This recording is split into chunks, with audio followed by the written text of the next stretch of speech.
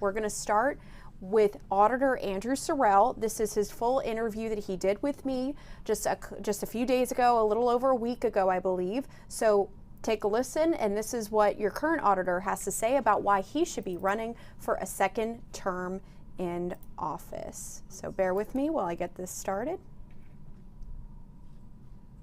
Just to jump right into this, you're running for re-election. Although that wasn't originally the plan, you had announced a run for Secretary of State. Why change your mind and go for another term? Well, I'm passionate about election integrity, and that's what had me so interested in the Secretary of State's position. And the auditor also has a lot to do with election integrity, because you have 69 appointments to various election-related boards, most of those being appointments of the Board of Registrars members themselves, but also the Voter Registration Advisory Board. So I appoint the people in the state, me along with the governor and the ag commissioner.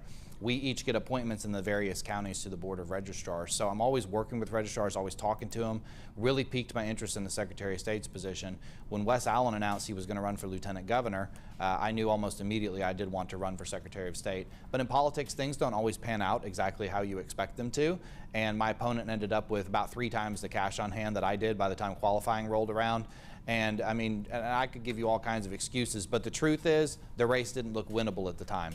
So I'm not disappointed in any sense to be running for re-election to auditor. I pull up at the Capitol every day, I park in the Avenue of Flags, and I think, how does an ordinary guy like me from Muscle Shoals end up being in a statewide office?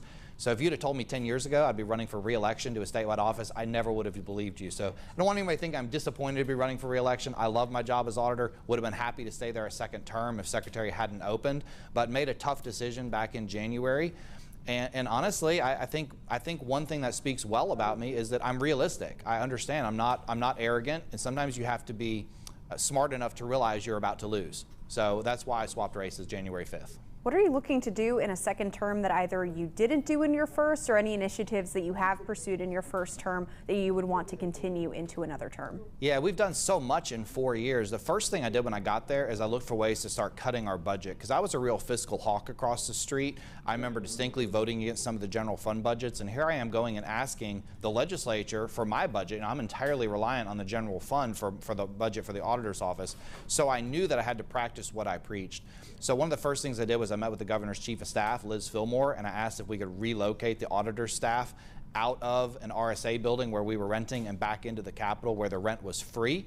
She cleared me out some space in the basement. I've saved taxpayers 6 figures on that. We had an administrative assistant position empty when I got there. Rather than fill the position, I told my staff, let's just see what happens if we don't fill it. And you know what happened?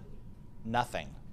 The office kept running just fine, so I never did fill the position. So I saved another 6 figures that way. I refused to take a state vehicle. I drove 63,000 miles last year all over the state. You didn't pay for any of them. I pay for those miles myself, and I don't file for mileage reimbursement. Haven't charged the state for any of my out-of-state travel for conferences or anything. I'm doing everything I can to be a fiscal hawk. But as good as we've done the last 4 years, I believe I can actually do better in my next term. My most senior employee, been with us for 19 years, just retired on April 1st. I'm going to be able to replace her with a very competent, qualified person, but at a much lower pay scale. And we're actually going to be able to cut our budget, I believe, again moving forward. I pledged when I ran 4 years ago that I would put good people in the Board of Registrars who were serious about election integrity. I did that to the best of my ability. I believe there are still a few counties in Alabama where we need to upgrade our Board of Registrars positions. People who are not as serious about election integrity as I am, or people who have made mistakes. There were some district lines that were misdrawn with redistricting and things like that. And by and large, the Board of Registrars is an incredible organization of 201 people. One of my appointees in Madison County, her name's Sydney Dean. She has actually been elected the president of the statewide Board of Registrars, which is very, very rare for an auditor's appointee rather than a governor's appointee to be the president of that prestigious association. That being said, there are some isolated pockets in the state where I believe that we still have trouble in the Board of Registrars, and I'm going to be looking to upgrade those positions as well. We have finished implementing the RFID chipping of all state inventory. Anything that is worth $500 or more, which is over 300,000 inventory items, worth $1.3 billion, has now been RFID tagged. That speeds our audits up. Audits that were taking us 5 weeks, we're now doing in 2 weeks. So I believe we're going to be even more efficient going into the next quadrennium. Your platform talks about bringing DOGE to Alabama, and you applaud some of the efforts taken by Elon Musk on the federal level. Can you walk through what that would mean? What would a DOGE in Alabama look like policy-wise? Well, it looks like going line by line through your budget, just like a businessman would do. You know, we sit down every year, and I remember we had a goal, my brother and I, when we started our first business. We wanted to cut every cost we had by 10% a year. That wasn't always possible. Some costs are not controllable, like health insurance costs go up and things like that. But a lot of your costs, if you put time and effort into it, you can get things done cheaper. So what is the state of Alabama wasting money on? You know, we spend a whole lot of money servicing our debt. We've had record-breaking budgets for the last 8 years. Ever since I've been in Montgomery, our budgets are up and up and up. Why are we still borrowing money? Why don't we pay our debt down, first of all? And are there other government positions? As Elon Musk noted at the federal level, with Donald Trump laid off lots of the federal workforce, guess what? Federal government's still running just as dysfunctional as it was before that happened, right? I haven't noticed any change in the services from the federal government, although we've been able to slash our workforce. Kay Ivey put out an executive order 3 years ago to downsize the state's motor vehicle fleet. There were a lot of vehicles sitting around not being used. We had a state motor pool. The cars, I drove past it every day on my way to the Capitol. Cars were sitting there not being used. Lots of agencies had vehicles, extra vehicles, that they didn't need. I was able to get vehicles transferred to the auditor's office from other agencies after that executive order, and we paid nothing for the vehicles. We had to put a battery in one of them. So there are lots of different ways to save the state money, and I think what we need is somebody who is a proven fiscal conservative like myself.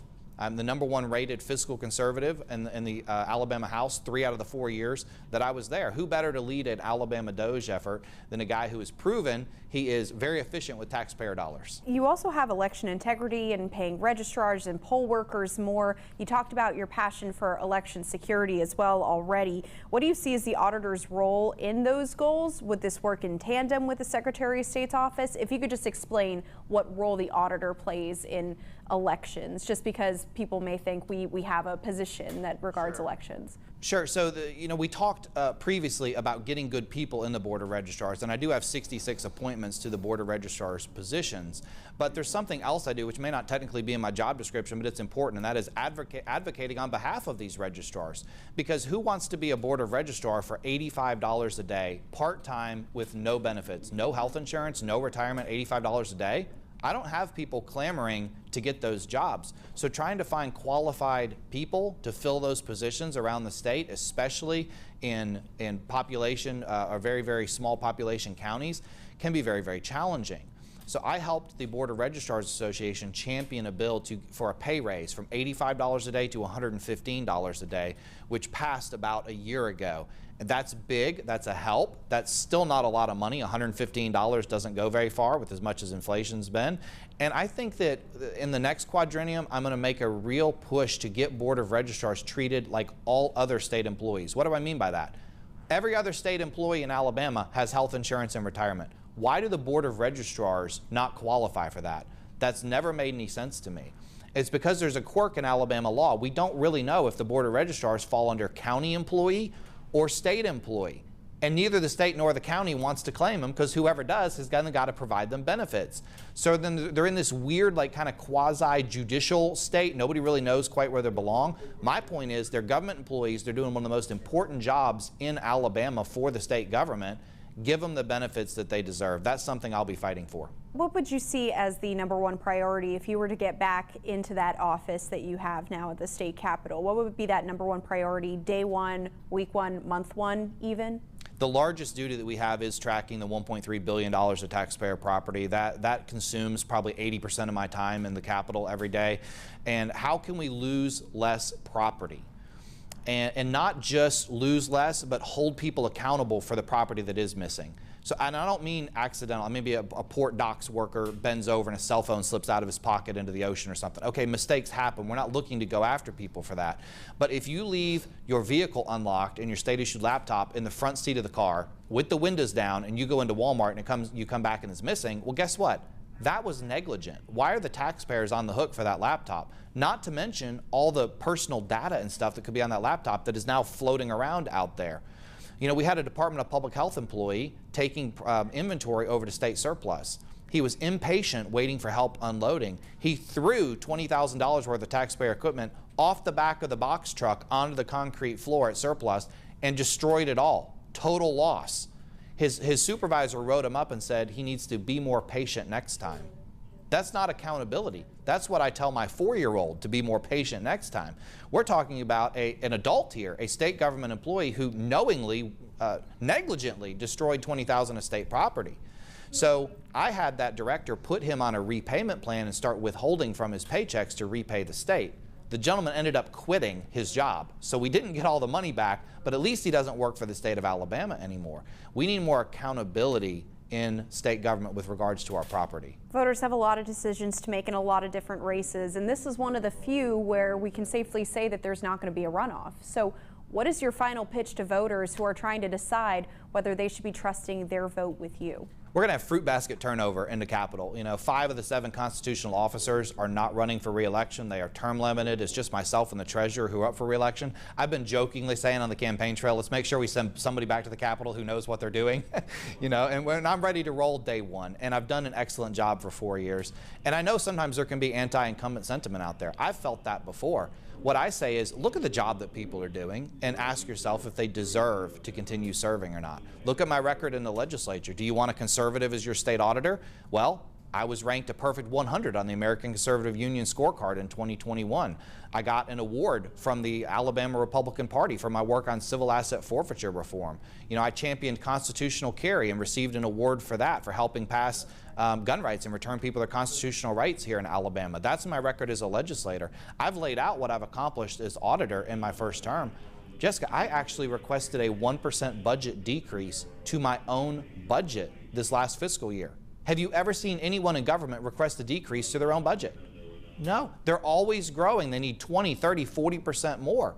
I requested so little money, the legislature actually appropriated me more than I even requested. So that's how good of a job I've done as your auditor. That's why I think I deserve another 4 years. So I just hope people will check my record and check out my website. And of course, I obviously hope that they will decide to vote for me on May 19th in the Republican primary. That was Auditor Andrew Sorrell talking about his platform, what he's accomplished over the past 4 years, and why he feels that he is the best person to continue serving in that auditor's role.